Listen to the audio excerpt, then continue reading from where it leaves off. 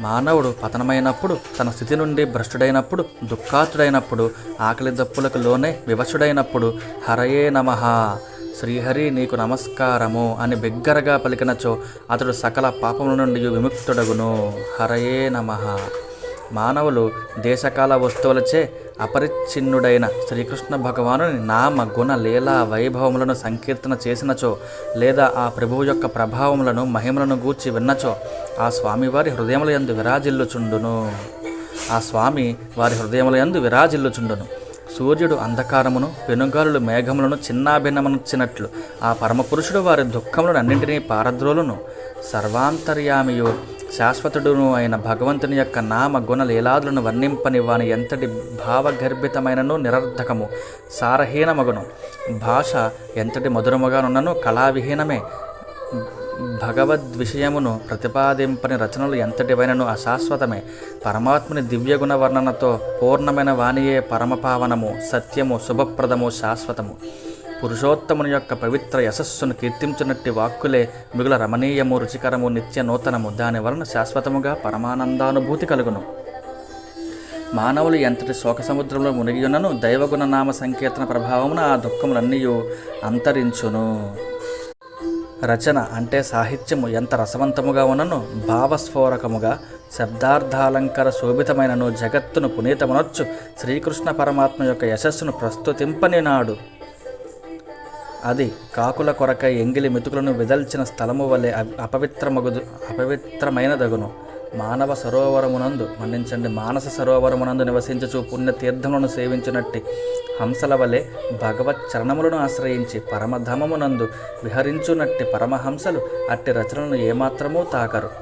నిర్మల హృదయులైన సాధు పుంగవులు భగవంతుని సత్కథా ప్రసంగములు జరుగుచుండెడి ప్రదేశముల యందు మాత్రమే నిలుతురు. అట్లుగాక రచనలో తలుకు బెలుకులు లేకపోవచ్చును, వ్యాకరణ శాస్త్రబద్ధము కాకపోవచ్చును. కానీ ఆ రచనలోని ప్రతి శ్లోకమునందును భగవంతుని యశస్సును తెలుపునట్టి పదావళి ఉన్నచో ఆ రచనను సత్పురుషులు వినుటకు కుతూహలపడుదురు, సంతోషముతో గానము చేయుదురు, పారవశ్యముతో కీర్తింతురు. అట్టి రచన జనుల పాపములను హరించివేయగలదు. భగవత్ ప్రస్తుతికి అంకితమైన అందలి ప్రతిపదము ఒక రసప్రవాహమై సకల దోషములను కడిగివేయును.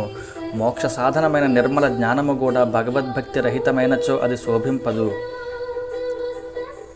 ఆచరణీయము కాదు. భగవత్ అంకితము గాని కర్మ ఎంత గొప్పదైనను అది శుభప్రదము కాదు సరిగదా. మీదు మిక్కిలి దుఃఖావహమే అగును. అది ఏ విధముగానో ఆమోదయోగ్యము కాదు. భక్తి లేని పూజ పత్రి చేయుట, వర్ణాశ్రమ ధర్మములను ఆచరించుట, తపశ్చర్యలు గావించుట, వేదాధ్యయనములను కొనసాగించుట మొదలగు వాటి పరిశ్రమ ఫలితముగా ఆర్థిక లాభములు, సంపదలు, కీర్తి మాత్రమే లభింపవచ్చును. కానీ భగవంతుని దివ్య నామ గుణ లీలా వైభవములను వినుట వలన, కీర్తించుట వలన వైకుంఠవాసుని పద్మములయందు అచంచలమైన స్మృతి మాత్రము తప్పక సిద్ధించును. శ్రీకృష్ణ పరమాత్మ యొక్క చరణ కమలములయందలి అచంచలమైన స్మృతి సకల పాప తాపములను హరించివేయును, అమంగళములను తొలగించును, పరమశాంతిని ప్రసాదించును. దాని ద్వారా అంతఃకరణ శుద్ధి ఏర్పడును, భక్తిభావము కుదురుకొనును. అంతేకాదు వైరాగ్యయుక్తమైన భగవత్ స్వరూప జ్ఞానం అనుభవములోనికి వచ్చును. సౌనకాది మహర్షులారా, శ్రీమన్నారాయణుడు సర్వాంతర్యామి, సర్వశక్తిమంతుడు, ఆదిదేవుడు, అందరికీ ఆయనయే ఆరాధ్యుడు. అట్టి పరమపురుషుని నిరంతరము భక్తిభావముతో మీరు హృదయముల యందు నిలుపుకొని భజించుచుందురు. మీరు నిజముగా ఎంతయో భాగ్యశాలురు, ధన్యాత్ములు. పరీక్షిని మహారాజు ప్రాయోపవేశ వ్రతమును పూని మహర్షుల సదస్సునందు శ్రీ సుఖమహర్షి వలన శ్రీమద్భాగవత కథను వినుచుండెను. నేనును అతడనేయుంటిని. అప్పుడు నేను వారితో పాటు శ్రీ సుఖమహాముని ముఖారవిందము నుండి జాలువారిన ఆత్మతత్వామృతమును గ్రోలితిని. ఇప్పుడు మీరు దానిని నా స్ఫురణకు తీసుకుని వచ్చి నన్ను అనుగ్రహించితిరి. అందులకే నేను మీకు మిగుల రుణపడి ఉన్నాను. సౌనకాది మహర్షులారా, శ్రీకృష్ణ పరమాత్ముని యొక్క ప్రతిలీలయు వినుటకును కీర్తించుటకును సర్వదా యోగ్యమైనది. నేను ఆ గోష్ఠి యందు ఆ పరమపురుషుని మహత్వమునే కొనియాడితిని. అది అశుభ సంస్కారములను అన్నింటినీ పూర్తిగా కడిగివేయును. ఏకాగ్రచిత్తముతో ప్రతిదినము ఒక జాము గాని కడకు ఒక్క క్షణమైనను మానవుడు ఈ భాగవత గాథలను కీర్తించినను లేదా శ్రద్ధగా వినను అతని అంతఃకరణము పవిత్రమగును. ద్వాదశి నాడు గాని ఏకాదశి నాడు గాని ఈ భగవల్లీలా వృత్తాంతములను అనన్య భక్తితో విన్నవాడు దీర్ఘాయుష్మంతుడగును. భుజింపక ముందే దీనిని శ్రద్ధగా పఠించిన వాని యొక్క పాపములన్నీయును తొలగిపోవటయేగాక అతని పాప సంస్కారములు కూడా రూపుమాయును. మానవుడు ఇంద్రియములను మనస్సును వశపరుచుకొని ఉపవాస దీక్షతో పుష్కర తీర్థమునందు గాని మధురయందు గాని ద్వారకలో గాని శ్రీమద్భాగవత మహాపురాణములను పఠించినచో అతడు సకల భయముల నుండియును విముక్తుడగును. ఈ భాగవత పురాణమును భక్తి శ్రద్ధలతో వినిన, కీర్తించిన, పఠించిన వారి ఎడల దేవతలు, మునులు, సిద్ధులు, పితృదేవతలు, మనువులు, మహారాజులు సంతుష్టులై వారి కోరికలను ఈడేత్తురు. ఋగ్యజుస్సామ వేదములను బాగుగా అధ్యయనము చేసి నిత్యము పఠించు ద్విజుల ఇండ్లు ఎంతయో పునీతములగును. ఆ పుణ్యగృహములకు తేనెలు, ఘృతములు, పాలు ప్రవాహములు గట్టును. అనగా అవి సకల సంపదలతో తొలతూగును. అట్లే శ్రీమద్భాగవతమును పఠించిన వారికి ఈ ఫలములు అన్నయ్యను దక్కును. జై శ్రీహరి.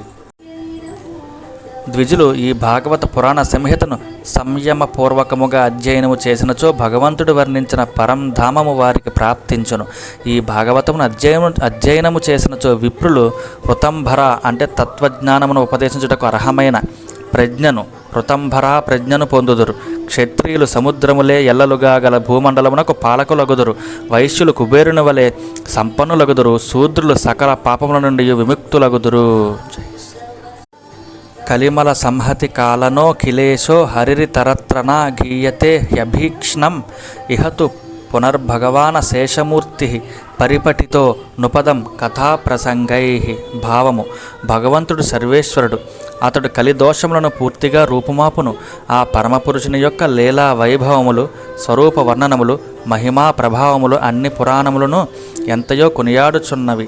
కానీ ఈ భాగవత పురాణమునందు ప్రతి కథా ప్రసంగమునందును అడుగడుగునను భగవత్ స్వరూప వర్ణనము, మహిమాను కథనము వర్ణింపబడినంత గొప్పగా విరివిగా ఇతర పురాణములలో భగవంతుని ప్రస్తావనము అంతగా కనబడవు.